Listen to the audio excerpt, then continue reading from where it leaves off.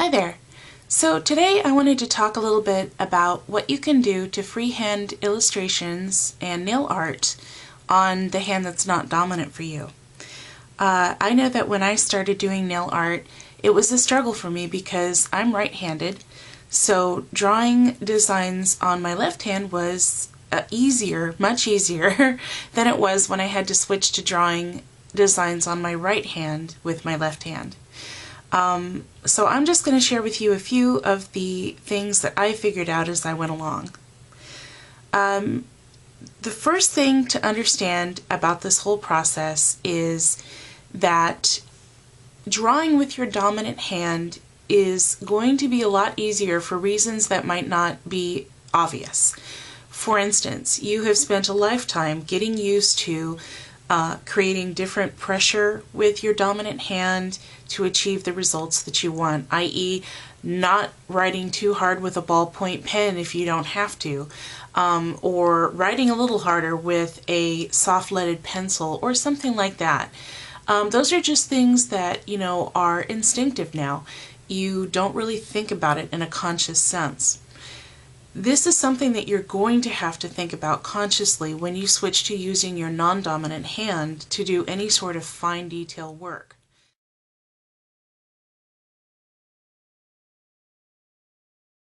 If you have a set of tools like this for fine detail work, that's going to automatically give you an advantage. They're going to have different levels of flexibility in terms of exactly how much they'll bend as I apply pressure, and that will give me some different results as well.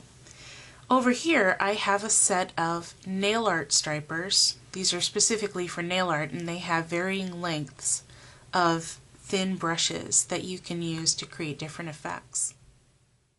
When I take this out, you can see the difference in the brush. It's very long. It's quite a standard size, a very thick brush, and you don't really get a lot of control with this one because it's going to be extremely flexible. It's really meant for just creating lines. If you want to draw petals and things like that, you're going to want to go for these over here, these little detail brushes.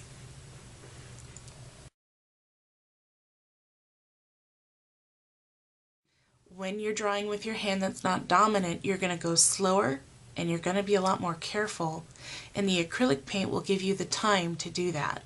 So if you want to consider using acrylic paints, here's a very inexpensive way to do it. Here, let me zoom out a bit. Go to your local craft store and look for their $1 to $2 value-priced acrylic paint pot sets. And basically they'll come in this little blister pack of paint pots, and they're really tightly sealed, so they're a bit of a pain to get open. But you just pop it open like that and there's your paint. You can kind of scoop it out and work with it on a palette for when you're working with your nails. And then it sticks shut again so that it's really airtight. This is a great way to start because it's very inexpensive. You can buy, this is called the primary colors pot, so you can just see we have some primary colors here. It gives you a nice white and black, and then 4 colors that you can blend to create other colors if you want. This was $1 at my craft store actually, and there's a pretty generous portion in here. So you can get started, play around, see how it feels, whether you like it or not, before you invest in tubes of paint. I usually try to anchor my right hand on the table. So, I've got it flat on the table here, which helps to keep it steady. The other thing that I can do to help out is to somehow find a way to anchor my drawing hand on the table, whether I set the entire hand on the surface of the table or I just set my arm on the surface of the table so that I can keep my other hand suspended in air. That will give me a lot of stability. The other thing that I can do is I can actually hold on to one of my fingers with the other. So basically, if I'm drawing with these two fingers, I can use this finger to steady and then get really precise. So those are just a few things that you can do to help steady yourself while you're drawing. It helps that minute handshake that sometimes happens when you're using your hand that's not dominant.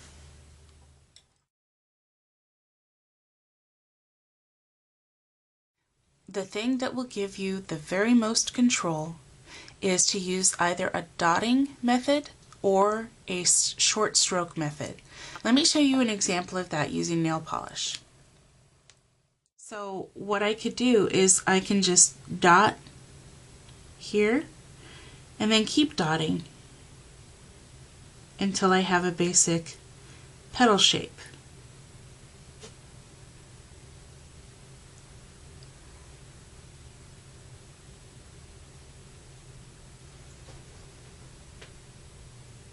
Like that. Slow and careful.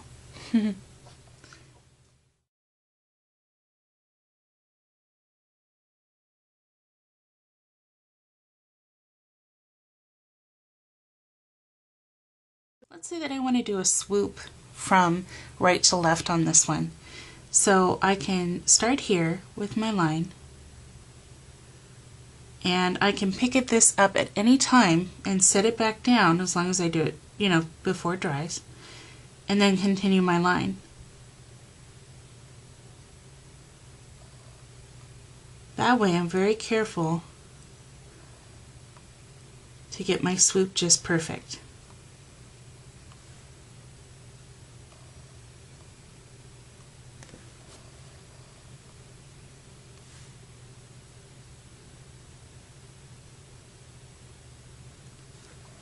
There we go. You can always go over it if you think that you have any parts of it uneven.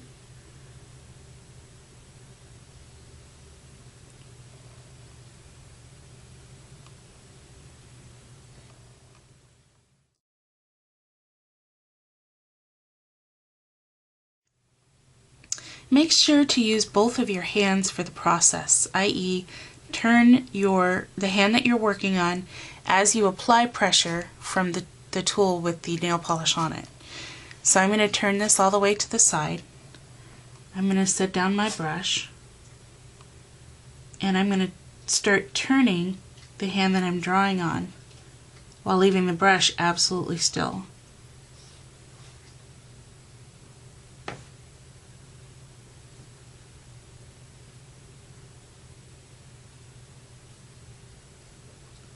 And then I can just finish out the rest of it when I've turned my hand as far as I can.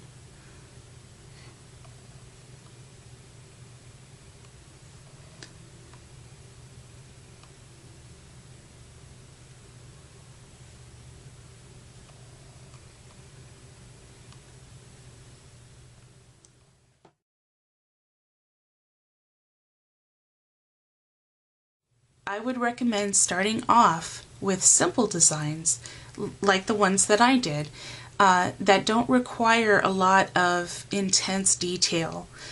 For instance, if I were to draw a border around this star, that would be pretty difficult to do when you're just starting out. It would be a little bit easier as you go along.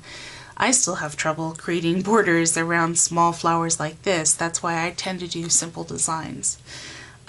So, just work within your limits. As you practice and you get better at it, you can expand and do more complicated designs.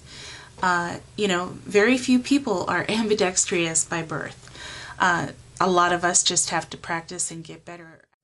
So I hope that you have found these tips helpful, and that the next time you go to paint a complicated nail design, that you'll have a little bit more confidence. Remember, practice makes perfect. It's a cliche, but it's true. And I'll see you in the next video.